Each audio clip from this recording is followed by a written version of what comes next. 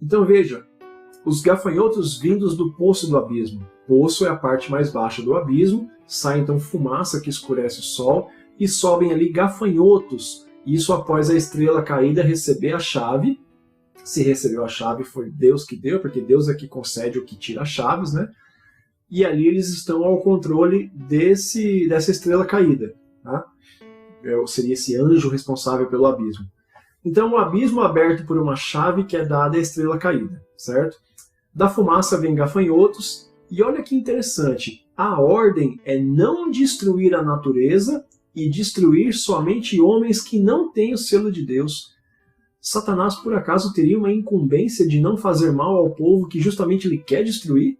Ele seria um agente de Deus para tocar nos homens que ele quer trazer para si?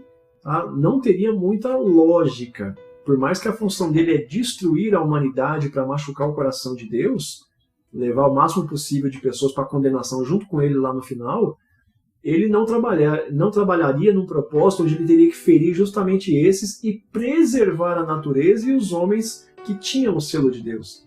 É semelhante à ordem de segurar os ventos até que os homens fossem selados. Aqui, aqueles que são selados ainda são preservados. Tá? Os que são selados, e creio que você entendeu bem o que eu quis dizer com os homens que foram selados, né, quando a gente estudou o capítulo 7, aqui os selados ainda são preservados, eles não podem ser destruídos pela ação dos gafanhotos.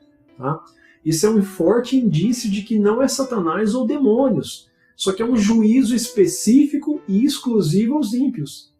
Semelhante, por exemplo, no Ciro, né, como Deus usa ele como jugo contra a Babilônia.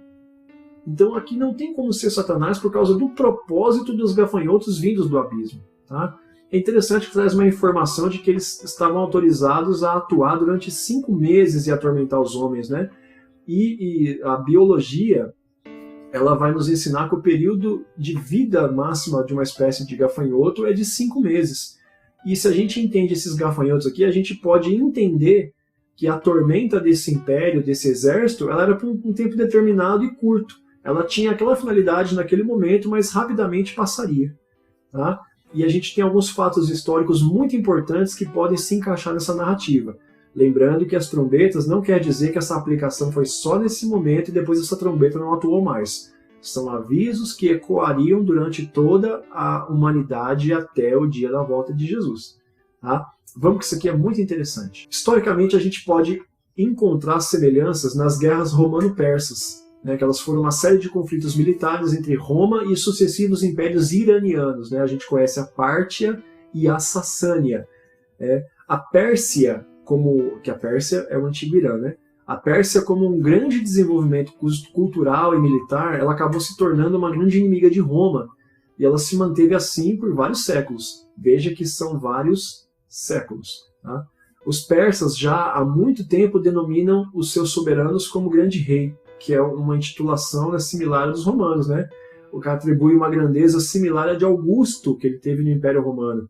As guerras entre eles, né, os persas e os romanos, elas iniciaram-se em 92 a.C. e elas se prolongaram por vários séculos depois. Ou seja, 92 a.C. é quase um século. Se durou muitos séculos depois, passou esse período descrito de Apocalipse e continuou em diante. E elas se prolongaram por séculos até as invasões árabes muçulmanas, que aí atingiram o Império Sassânida e Bizantino. Tá? Qual que é o entendimento aqui? O gafanhoto, lembra que ele sai do abismo? Se ele sai do abismo, o entendimento do abismo não é o Sheol, que é a condição de mundo dos mortos, daqueles que estavam mortos.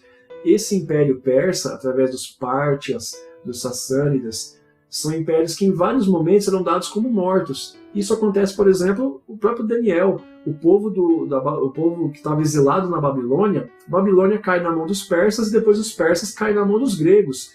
Esse império ele vai caindo e vai ressurgindo algumas vezes nas eras, através dos séculos. Então, vindos do poço do abismo, quer dizer que impérios que pareciam já subjugados ou extinguidos voltavam à tona e entravam em conflito novamente. E veja que o conflito aqui é com Roma, é uma conclamação ao arrependimento. Veja que a ordem desse império, desse exército, desses gafanhotos, é atacar somente os homens que não têm o selo de Deus. Ou seja, são os homens que não servem a Deus, é um ataque aos ímpios. Aqui é um aviso para que o Império Romano viesse a se arrepender, tal qual as pragas eram um aviso para os egípcios e para Faraó. Os romanos e os partas, eles vieram a ter contato, né, através das suas respectivas conquistas por parte do Império Seleucida. Debaixo de um jugo aí por algum certo tempo, pelos Seleucidas, no século II, eles se libertaram e estabeleceram um Estado independente. Tá? Aqui nós estamos falando dos Pártias e dos Sassânidas. Tá? Os romanos eles expulsaram os Seleucidas dos seus territórios na Anatólia no começo do século II a.C., após derrotarem Antíoco III Magno na cidade de Termópilas e na Magnésia também.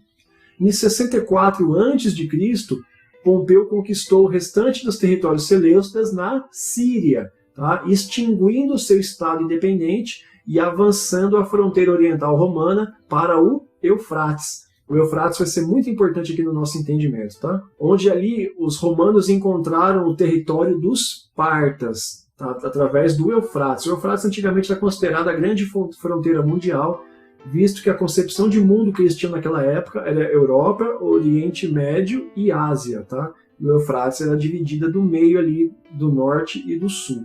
Diferentemente da Guerra Parta de Trajano, né, que é chamado de... o nome dele é Nerva, Trajano Nerva, entre outros nomes, ele tem 4 nomes na verdade, né? Esse Nerva é o mesmo Nerva Trajano que ele revoga todos os exílios, né, dos presos políticos e religiosos de Domiciano. Historicamente até entende-se que João ele volta de Patmos quando Nerva revoga o exílio, ele tem direito de voltar e volta a morar em Éfeso, razão pela qual a gente crê também que Domiciano era o imperador durante o período da escrita do Apocalipse, porque Trajano viria depois, na verdade. Tá?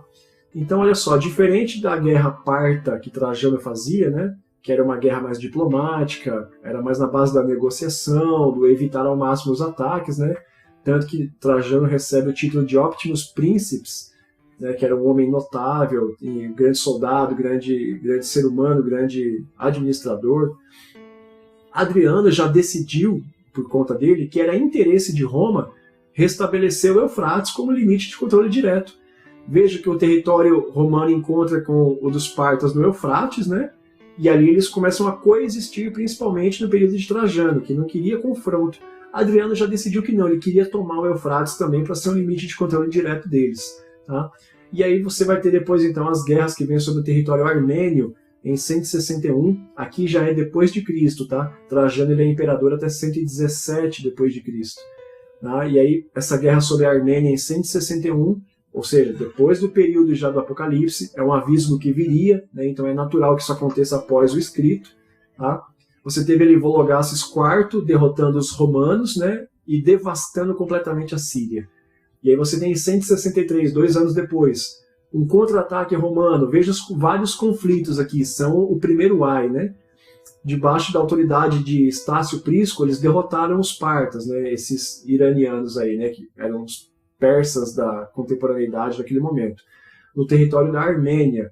E ali, o que eles fizeram? Eles instalaram um candidato pró-romano no trono armênio. Então, no trono armênio, teve um candidato ali que era pró-Roma. Então, tudo que fosse resolvido no território armênio favoreceria os interesses de Roma. Né? E aí, olha só que interessante. Em 165, né, mais 2 anos à frente, uma epidemia na Pártia, possivelmente de varíola, ao que diz a história, ela se espalhou por todo o exército romano e forçou eles a se retirarem. E essa foi a origem da historicamente conhecida como Peste Antonina, que pegou todo o Império Romano, que durou de 165 a 180 d.C., 15 anos de peste e epidemia de varíola entre os romanos no Império Romano. Lembra que um dos cavaleiros era sobre a peste? Lembra que aqui você tem, nesse texto de Apocalipse 9, você tem os homens ali procurando a morte, sendo afligidos, a ferroada dos escorpiões faria com que eles agonizassem, mas não morressem, ficassem ali sofrendo de dor, mordendo a própria língua. Se nós entendermos que os partas, né, os sassânidas, que eles são iranianos ali, que são descendentes imediatos dos persas, eram povos vindos do abismo, ou seja, parecia que estava morto, mas voltava dos mortos e continuava lutando. Você vê que esses conflitos eles vão e voltam, vão e voltam. Se você entender que a história faz com que haja uma possibilidade bastante honesta de encaixar esses gafanhotos como esses persas né, representados nos Pártias e nos Sassânidas, faz muito sentido que o ataque deles traga tantos ais para os romanos, né, seja pelo ataque, pelos constantes conflitos, derramamento de sangue, confronto armado, eles pegaram depois doença deles. Faz total sentido. Você pode não concordar com o ponto de vista historicista. O que eu discordo do ponto de vista historicista é que ele aplica exclusivamente a história, a tudo que está no Apocalipse. E eu entendo que a história, assim como a trombeta vai dizer, são avisos que vão continuar ocorrendo até o dia da expiação, conforme as festas judaicas. Então isso historicamente aconteceu aqui, no meu entendimento, mas o Império Romano e a potência que dominaria sobre o mundo posteriormente continuaria enfrentando impérios que pareciam derrotados. Então, impérios que estavam subjugados, depois se levantavam. Eu entendo dessa forma. Tá? São aplicações múltiplas ao longo das eras. Cada era, cada geração precisa do seu aviso, do seu toque de trombeta. Tá? Esse é o entendimento que eu faço em relação a essa questão histórica. Então veja, o pano de fundo histórico ele pode servir para nos ajudar a interpretar essa trombeta. Tá?